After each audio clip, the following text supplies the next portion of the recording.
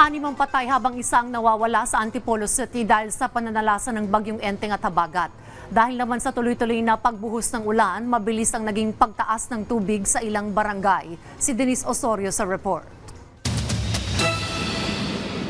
Mistulang dagat na ang ilang bahagi ng Antipolo, Rizal sa paghahambalos ng bagyong Enteng sa Pilipinas.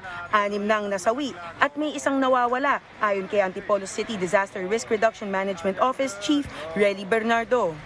Due to landslide, dito po sa may Sitio Hinapao, which is a landslide prone area. Actually, yung families nito, ma'am, sila po ay mga informal settlers.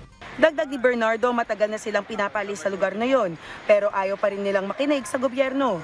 Ngunit kahit na matitigas ang ulo, tuloy pa rin ang pagtulong ng administrasyon upang hindi na maulit ang ganitong klaseng sakuna.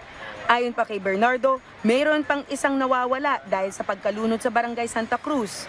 Nakantabay pa rin sila at ongoing ang search and rescue operations. As of now, we have 11 activated po, covering 6 barangays, 184 families. Nasa ano po ito, ma'am, 697 persons or individuals. Kasalukuyang hinihintay pa ng Antipolo CDRRMO ang mga update ng mga barangay. Samantala, sa loob lamang ng 2 oras, abot dibdib na ang tubig baha sa kabaan ng Sumulong Highway sa Barangay Mayamot. 1972 pa raw nakatira dito ang 63 anyos na si Tatay Arturo Ognilla na naawa na sa sitwasyon nila. Yung ginawa ito, tinambakan nila yan ng mga inano nila yung ginagamit nilang siding dito. Tapos hindi naman nila hinukay yung tinambak nila dyan. Kaya bumabaw ang creek. Ang dapat yan, ang city engineer, ang magre-resolve ba.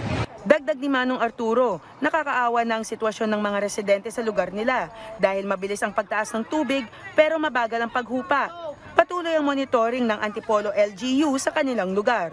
Panawagan ng Antipolo CDRRMO, makinig sa mga babala at sumunod sa mga safety advisories. Denise Osorio, para sa Pambansang TV, sa Bagong Pilipinas.